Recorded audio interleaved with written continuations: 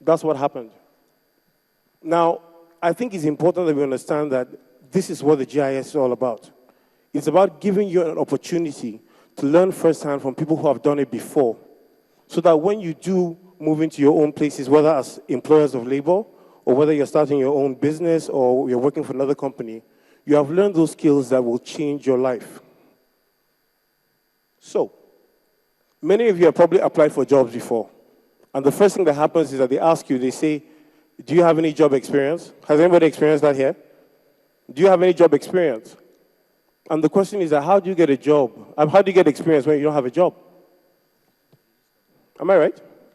So what GIS does is this. It gives you the experience while you are sort of on the job.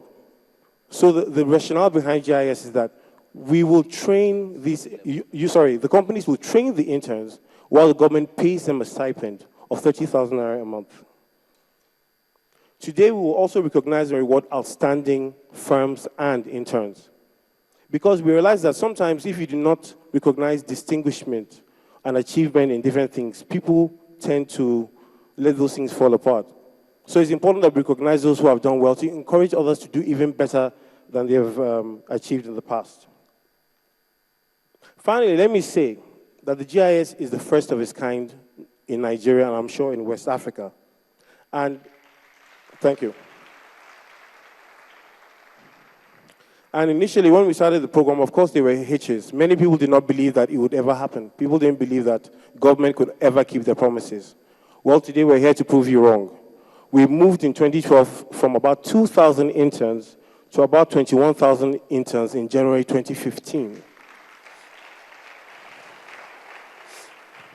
This we have done by forming partnerships, by reviewing and revising the program, by reaching out to stakeholders and listening to what they have to say about the program, and then reviewing as it goes. And I'll give you a very simple example.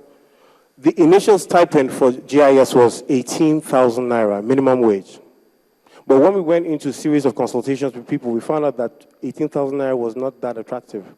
So we went back to the team, working, of course, with the CME and our team, and, of course, the Shopee committee, and we revised it from 18 to 25,000, and now it's 30,000 naira. I think we deserve a round of applause for that.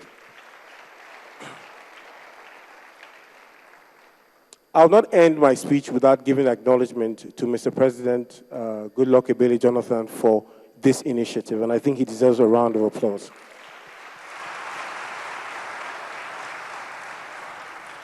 One thing I know is that he's very, very passionate about young people. And I think that this is an inspiration more than many others have done a lot in empowering young people. Whether you're talking about the GIS or the CSWYE or UWIN or TVET or even the empowerment of people through agriculture. And I think they deserve a round of applause. Maybe second to the president is Dr. Okonjo-Iweala herself, because I know she's very passionate about this. I know how many times we called at late hours, she'll pick up the phone and say, look, whatever we need to do, we need to make this happen. So I think she deserves a round of applause as well. I don't want to sound as if I'm giving you the closing remarks, but I think it's important to emphasize those things as well. So please bear with me. The chairman, Shopee, who's here in person, has also been a pillar of support, because you can imagine how much paperwork has to go into approving and making sure that work plans are approved. And I think he also deserves special recognition. Last but not least, I also want to acknowledge the role that the legislature has played in this program, because, you see, without funding, this program is almost automatically dead. And Senator Ningi, sitting right over there, has been invaluable. He has been such a pillar of support as well. Last, but definitely not least, I want to acknowledge the fantastic the fantastic companies and firms, the state governments, the partners that have worked on GIS. Because without you, many of these 21,000 people will still be looking for jobs. So put your hands together for them.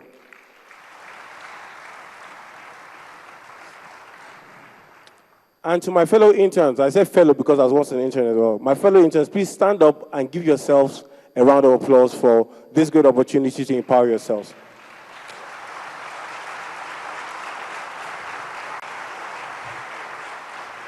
And on that note, I want to say welcome to this event. God bless Nigeria. Thank you very much.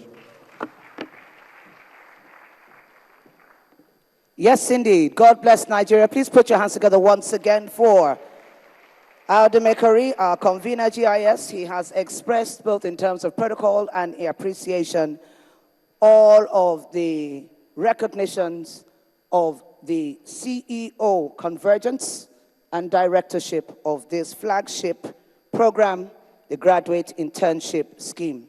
Like he said, it's a first-time, first initiative yielding results of graduate internship, and it is working. Youth employment is being addressed. It has an address in Nigeria, and that address is GIS. It is confirmed, and that is why you and I are here, converged for this opportunity of celebrating. We'd also like to acknowledge here today Mazi Sam Ohabua. Please let's put our hands together and appreciate him here this morning. Yes, indeed.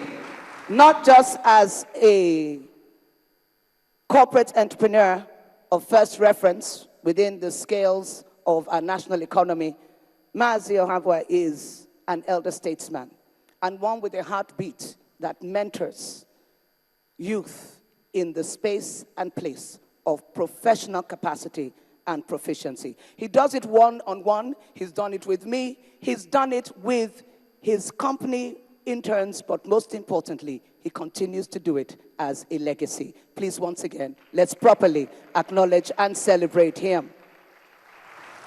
Whoever you are today, as a graduate intern, that is what you grow to become as a CEO with a legacy that mentors others into their position and space in time.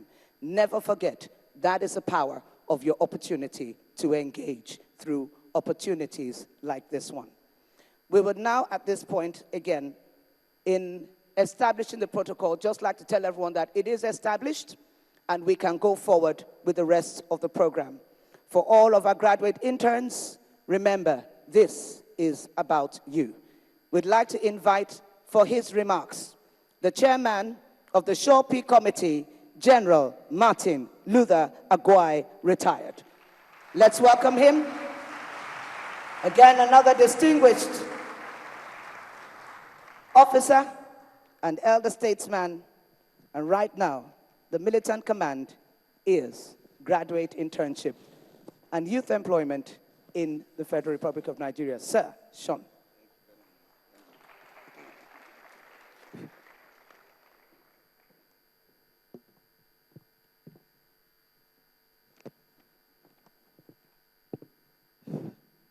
The coordinating minister and the honorable minister for finance, our chairman of the Senate committee, the ad hoc committee on Shaw P,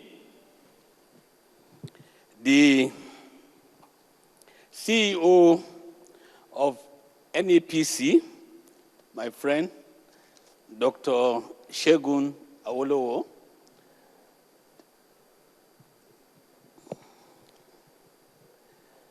the convener of this program that we're here to celebrate, Barrister Audu Mekuri, my fellow Shaw P committee members that are here, the project director of the GIS, our partners from companies, firms, and other government organizations that are here, our intern, distinguished ladies and gentlemen, exactly 3 years ago, the President and Commander-in-Chief inaugurated Shaw P Committee to manage the excess funds from the partial removal of fuel subsidy. While the action met strong resistance by several Nigerians at that time, the President remained firm and committed to free Nigerians from this substitute of fuel subsidy.